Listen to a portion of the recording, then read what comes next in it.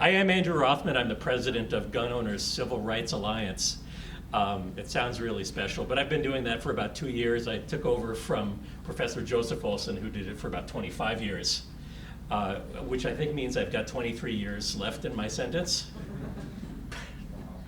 I really enjoy it.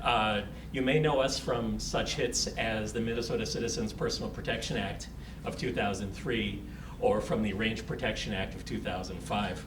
But we have been working for more than a quarter century to protect gun rights and to extend and restore gun rights in Minnesota. The Second Amendment and gun rights in general are a very libertarian value. One of my favorite gun bloggers says that we kind of missed the boat when we made the motto, the slogan of the United States, E pluribus unum, because it really should be, you're not the boss of me. And that's really the sort of freedom that the Second Amendment represents. You know, a government big enough to give you everything that you need is big enough to take away everything that you have. And so in the end, we do need to be responsible for our own protection, because the idea of having government agents close enough to protect you is, ask Andrew, a little more frightening than good. So we do think that self-defense is an individual civil right, a human right, and it's one that has to be present in the individual and not outsourced. So this is my third year, I think, coming back to talk to the Libertarian Party Convention. I love being here. I thought I'd give you a review of what's gone on in the last year in case you haven't been, following us on Facebook or anything like that. In 2015, we started the year saying that we wanted to make some real changes. And they told us, well, you've got Governor Dayton in the governor's office, and you've got a DFL majority in the Senate, and we don't really expect you to get a lot of stuff done. But we said, no, we want to. We want to take this hearing protection device called a suppressor. Sometimes it's called a silencer, although it doesn't make anything silent. We want to make these legal in Minnesota like they are in 39 other states, but Minnesota banned them because bad movies. We looked at what happened during Hurricane Katrina. Can you believe it was 10 years ago, Hurricane Katrina, where the cops went door to door and took away people's guns at a time when they were right in the middle of utter lawlessness and when they were most on their own for self-defense. Little old ladies were knocked down by state troopers and had their antique guns taken away. We said we want to prevent that sort of thing happening in Minnesota, because right now Minnesota law allows the governor to order guns taken away during a state of emergency. During Hurricane Katrina, they threw them in cargo containers and they rusted and they were never seen again. We also wanted to get rid of a really stupid law that says that before you're allowed to go down to the state capitol, petition your government for the redress of grievances, you need to send written notification to the Commissioner of Public Safety where you say, "Dear Commissioner, I've got a carry permit," which you probably will know since you have the database. But otherwise, it was a felony to set foot into the Capitol or the state office building. Do you know the state office building, where all the senators and representatives have their offices? The abbreviation for it is the SOB. Is that the coolest thing ever? But you had to make the notification, or even if you walked into the History Center across the highway, that was a felony, and you could get in some severe trouble. They said, nah, it's not going to happen. But we got it through the House, we got it through the Senate, and we got Governor Dayton to sign these gun rights protections.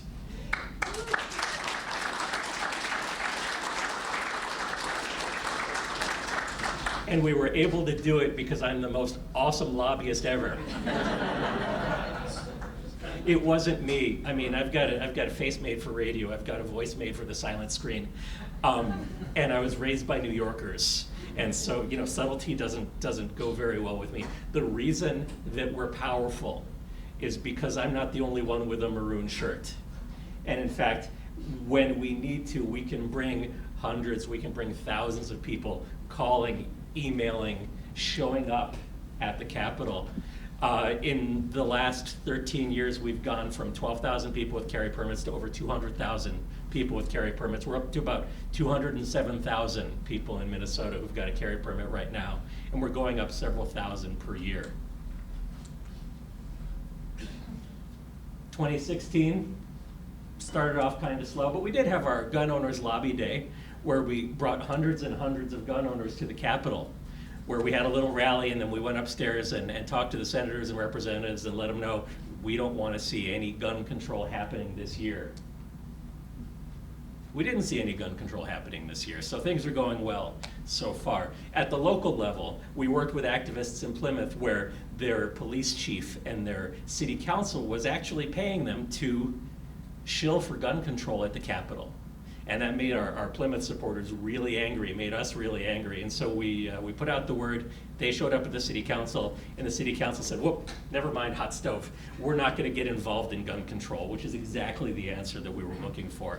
We also had a couple of opportunities around the state where state organizations and city organizations were putting up signs that say no guns, which, by the way, since 2003 when we passed the law, they're not allowed to.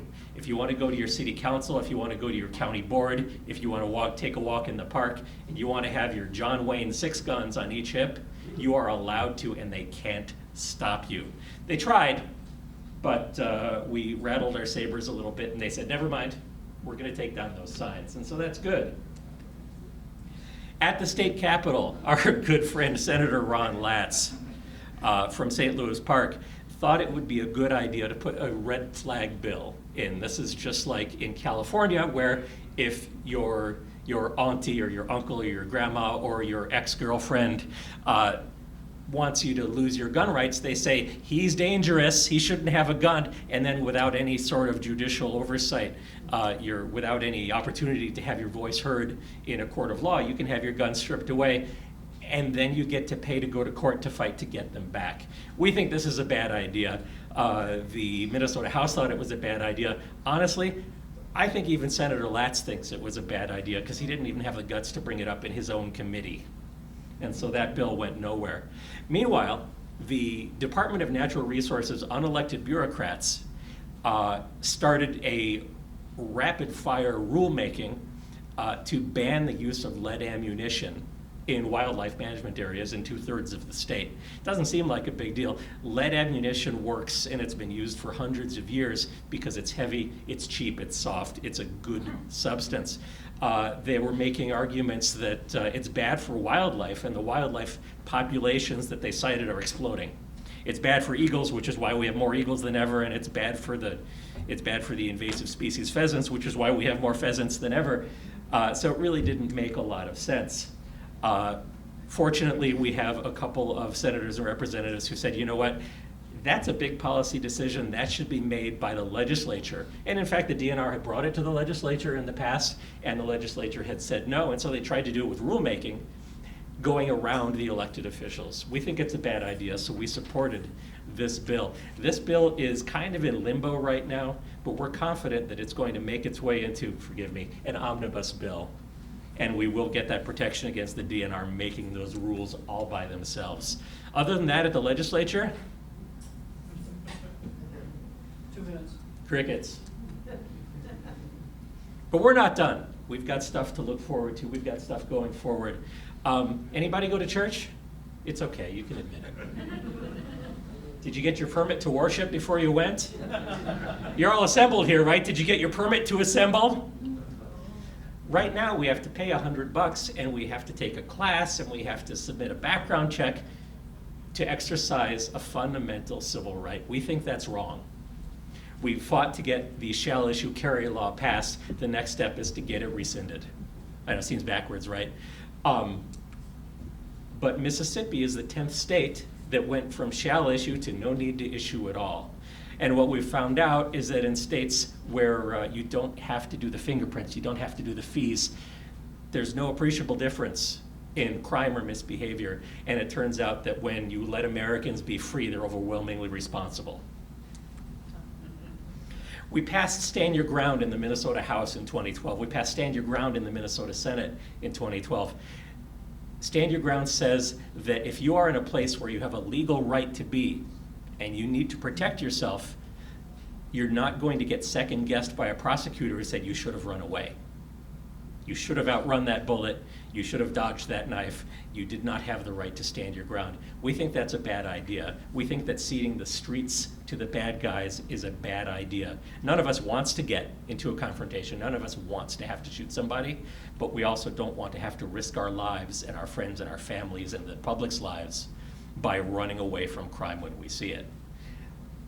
We got Stand Your Ground passed in the Minnesota House. We got it passed in the Senate, and Governor Dayton vetoed it. We're not giving up. It will be back, and we will get it passed. It took us 9 years to pass the Minnesota Citizens Personal Protection Act with your help, and we will pass Stand Your Ground with your help. Hey, with your help. Does anybody have a cell phone? Anybody have a smartphone? If you're not getting our gun rights emails, go to that URL right now. Come on, take out your phone. I've still got a minute and a half. Okay? gokra.min/join. It's absolutely free to sign up. You get a chance to win guns and stuff. You get a chance to win something more precious than gold .22 ammo. But you can't win if you don't sign up. So please take a minute, sign up, get involved. We'll let you know when it's time to start that cavalry charge. Thank you.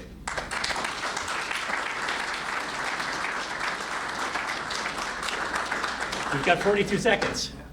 You've done a lot of work, and it's obvious. Maybe you remember I talked to you at Bill's gun show a couple weeks ago.